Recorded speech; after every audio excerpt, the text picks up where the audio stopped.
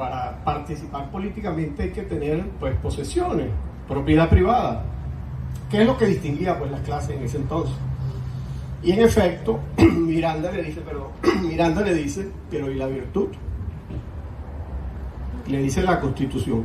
Y la segunda observación que le hace Miranda es sobre el hecho religioso y la libertad de credos. Pero en esa Constitución, para poder ejercer funciones públicas destacadas, tenías que ser cristiano. Todos sabemos que Miranda no fue exactamente un hombre de darse golpes de pecho, pero es falso que fuera anticatólico. De las grandes ideas que toma Miranda sobre los derechos del hombre está la mano de los jesuitas, que fueron perseguidos y expulsados y que se convierten en sus grandes amigos, como Juan Pablo Vizcardo, el jesuita peruano, cuya primera proclama trae años más tarde a Coro. Es de allí, de lo que él aprende de esos padres jesuitas. Jamás. Hay una frase,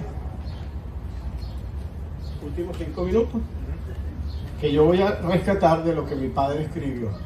Mi padre, Néstor González del Castillo Jaime, ha sido un premio que nos dio a nosotros, esta familia de 8 hermanos, el creador, 4 hermanas, 4 hermanos. Tengo el honor de tener una hermana condecorada con la Orden al Mérito de los Estados Unidos de América por sus servicios de unión entre los Estados Unidos y Venezuela.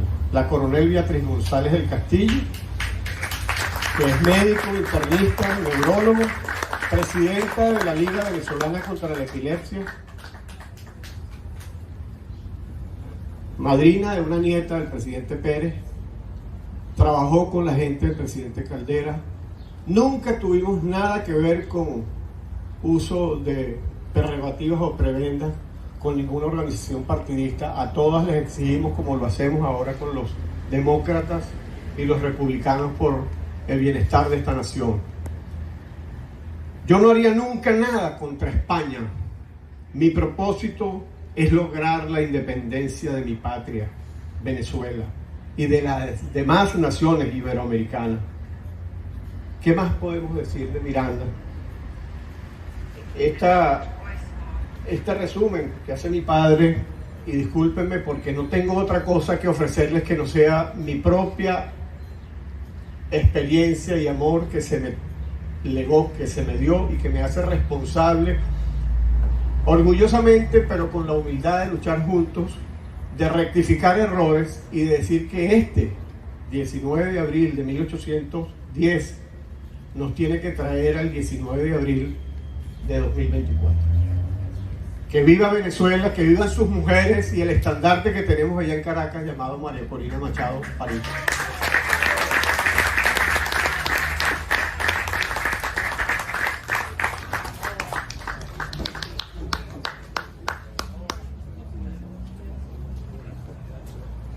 Bueno, ahora tenemos las palabras de nuestro Paciano, doctor Paciano Padrón, que nos va a hablar de Bolívar. ¿No? Adelante, Paciano. Gracias. Quien va a hablar, después de las hermosas palabras de Luis, estupendo, nos dejan así como en el aire, con ganas de más, con ganas de mucho más.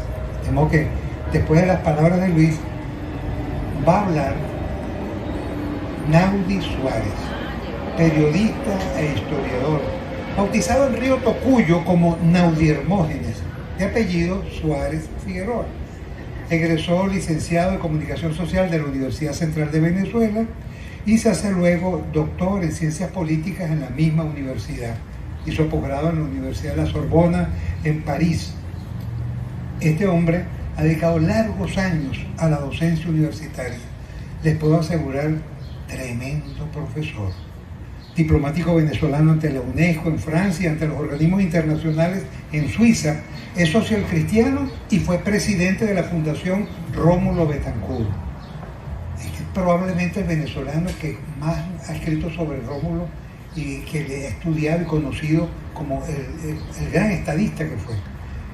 Naudi es por encima de todo un investigador, un lector empedernido, un acucioso buscador de los orígenes, los porqués de los hechos sociales y políticos, de los devenires históricos.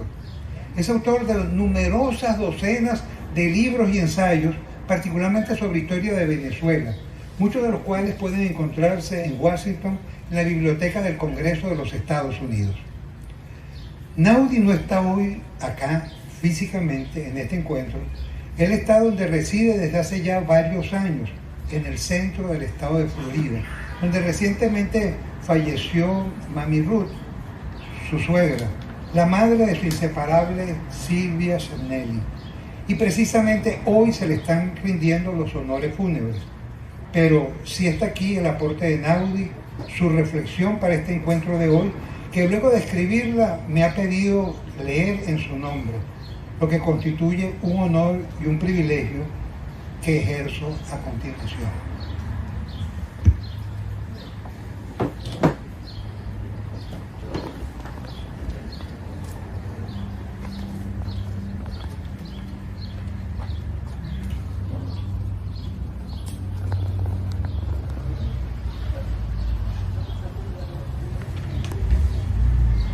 En la conmemoración del 19 de abril de 1810, fecha de inicio de lo que sus protagonistas históricos llamaron la transformación política de Venezuela, nos ha venido a la memoria, para comenzar, un poema del humorista Leoncio Martínez, llamado Leo, ¿no es así? Llamado Leo, escrito bajo la dictadura de Juan Vicente Gómez en la cárcel caraqueña La Rotunda, en cuyos versos, imaginándose sufrir exilio político en el gélido lugar, un gélido lugar de los Estados Unidos, expresa su deseo de estar pronto de regreso para disfrutar el claro sol de mi país. Simón Bolívar, presidente de la República de Colombia, escribe en marzo de 1826 al vicepresidente Francisco de Paula Santander. Leamos de esa carta. La República Americana es hoy el ejemplo de la gloria, de la libertad y de la facilidad de la virtud. Tal grandeza, tal sublimidad me enseña qué debo hacer, qué es lo que debo hacer. Colombia, por su parte, conocerá cómo seguir a su hermana mayor. Hermana mayor, se refiere a los Estados Unidos. En una reseña de la actividad cumplida por Narciso del Valle, barbero, cabo segundo de la Compañía de Antilleros Pardos de La Guaira y entusiasta participante en la fracasada conspiración republicana, en trance de armarse en dicho puerto en 1797, el historiador del siglo pasado, Castro Fulgencio López, en su libro titulado Juan Picornell y la conspiración de Gual y España, dejó anotado lo que sigue. Hasta altas horas de la noche, Narciso leía a sus invitados, además de los escritos de Juan Bautista Picornell, la Declaración de Independencia de las Provincias Unidas de América y los derechos del honorable y los discursos del honorable Henry Gracián, en traducción del inglés hecha por Patricio Ronan. La nueva Constitución del Estado de Pensilvania, traducida al español por Picornell, y relación de la causa de la muerte de Luis XVI, traducida del francés por el mismo Narciso. El texto transcrito, cuando menos, sugiere un par de interesantes cosas sobre uno de los hechos que se tienen como precursores de la independencia venezolana, iniciada en forma 13 años después, el 19 de abril de 1810. Primera cosa que sugiere, que dicho proceso de emancipación encontró desde sus inicios protagonistas en más de una clase social venezolana del tiempo, en este caso la de los pardos. Y segundo, que los conjurados en favor del movimiento tenían a la mano, entre otra literatura política de apoyo, la surgida con motivo de la revolución de las 13 colonias inglesas de América, escenificadas entre 1776 y 1783. El caso de la Revolución Norteamericana, con su propia literatura política y sus protagonistas militares, comenzando por George Washington, y los civiles, entre otros Thomas Paine, Thomas Jefferson, Alexander Hamilton, Jaime Madison, John Hay y Samuel Adams, recientemente bien citado por Luisa, inspiran a ciertos venezolanos. Lo mismo para crear la primera Constitución Nacional en 1811 que para liderizar en el campo armado feroces luchas que se extenderán por más de una década. El más relevante de estos jefes militares aludidos, Simón Bolívar, procederá de una familia caraqueña de una alcurnia que le había permitido recibir desde temprana edad instrucción militar en el país y, muertos sus padres, educación literaria en la España asediada entonces por la llamada Ilustración francesa, de la cual eran figuras mayores, entre muchos, Montesquieu, Voltaire y Rousseau.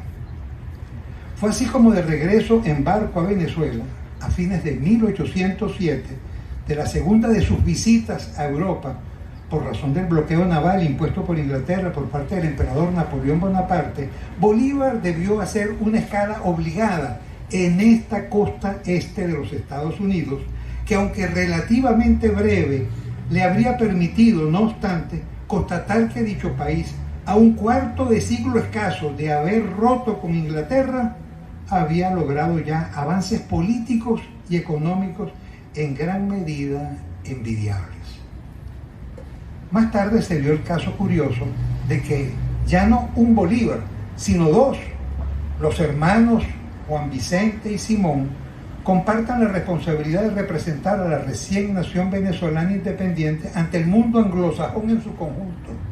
Mientras Juan Vicente es remitido como representante diplomático a los Estados Unidos, Simón es encargado de viajar a Londres para negociar con mediación inglesa la autonomía del nuevo país americano frente a España.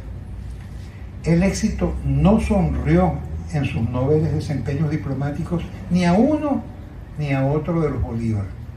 Juan Vicente muere en 1811 en un naufragio de retorno a Venezuela y Simón debió tornar a Caracas sin conseguir hacer cambiar a los ingleses su posición neutral en el iniciado pleito de soberanía entre metrópoli y colonia. Luego de tomar parte en el fracaso de la llamada Primera República Venezolana, el menor de los Bolívar se muestra, no obstante, suficientemente audaz como para encabezar una llamada campaña admirable que le pone en 1813 a la cabeza de la recuperación de la República. De modo que, en adelante, la suerte del bando independentista se identificará con la suya propia. La fundación de la llamada República de Angostura en 1819, previa a la celebración de un segundo Congreso Constitucional, es en fundamental medida una iniciativa del propio Simón Bolívar, que puso en evidencia que en la simpatía política de este y de otros independentistas había cobrado predominio el modelo político inglés europeo frente al norteamericano dominante en 1811. Al efecto, habrían prestado su concurso Waterloo y la desmovilización militar subsiguiente, que hizo posible la recluta de la llamada Legión Británica y un intercambio de diversas especies que condujo a que en el Correo del Orinoco, el órgano periodístico republicano publicado en la ciudad de Angostura, en Ciudad Bolívar, llegara a aparecer, bajo autoría del neogranadino Francisco Antonio Sea, una afirmación enfática: todo es ya inglés entre nosotros. Habría habido que esperar entonces las victorias republicanas de Boyacá y Carabobo para que, en señal de la recuperación en el ánimo de Bolívar del prestigio de los Estados Unidos, este decidiera que un sobrino suyo de 12 años prosiguiera sus estudios en una institución de este país. La ocasión estimuló al tío a escribir un interesante texto denominado Método que se debe seguir en la educación de mi sobrino Fernando. En noviembre de 1826, de regreso del Perú a Bogotá, entonces capital de la República de Colombia, que comprendía Venezuela, Nueva Granada y Ecuador, tocará a Bolívar, en ocasión de recibir a los enviados diplomáticos de México, Inglaterra y los Estados Unidos, repasar la historia y estado de las relaciones mutuas entre la última de estas repúblicas nombradas y la joven nación colombiana. A las palabras del funcionario norteamericano que habló de cómo los nombres de Bolívar, Washington y Colón eran monumentos inmortales en la historia americana. Bolívar, Washington y Colón, monumentos inmortales en la historia americana. Contestará el Libertador con el siguiente discurso, del cual selecciono algunos párrafos para concluir estas reflexiones. Se escucha la voz de Bolívar. Recibo con el mayor placer las felicitaciones que usted, señor encargado de negocios de los Estados Unidos, me ha dirigido a nombre de su gobierno y de la nación a que pertenece. Y me son tanto más satisfactorias cuanto que los Estados Unidos de América fueron los primeros que tuvieron un plenipotenciario en Colombia. Cuanto que ellos han sido y son pueblo modelo. Ellos que reúnen la mayor suma de dicha social al poder que da el orden, al poder que da la libertad. Los Estados Unidos, hijos de la Inglaterra, fueron los primeros que nos enseñaron el sendero de la independencia. Y esta tierra, que tiene la gloria de haber sido descubierta por el gran Colón, cifra su dicha en imitar los ejemplos de gloria, de libertad y de virtud que recibe de los Estados Unidos. Colombia los aprecia como los más saludables consejos.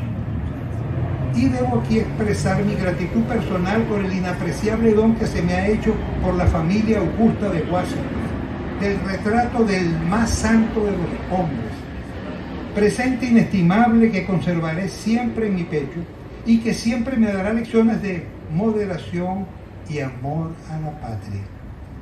Ruego a usted, señor encargado de negocios, que sea usted el órgano de mis sentimientos para con el gobierno de esa nación feliz, y que al transmitirlos exprese usted también el esmero con que Colombia cultivará con ella las relaciones de la más franca y estrecha amistad, y la admiración y respeto personal que tributo a su ilustre presidente, cuyas opiniones sobre el Congreso americano le dan una solemnidad a que no tenía derecho a esperar. Al releer las palabras de Bolívar, concluyo con 3 deseos que seguramente todos podemos compartir. Que renazcan las buenas y fraternales relaciones entre los pueblos y gobiernos de Venezuela y los Estados Unidos. Que este país que nos ha recibido se mantenga y reafirme en el camino de la democracia y la libertad, para lo cual comprometemos nuestra contribución y esfuerzo. Y que Venezuela pase ya a la página negra de la dictadura criminal que suma un cuarto de siglo para reabrir caminos de paz, libertad y desarrollo. Es nuestro compromiso que hoy, 19 de abril, reafirmamos responsablemente.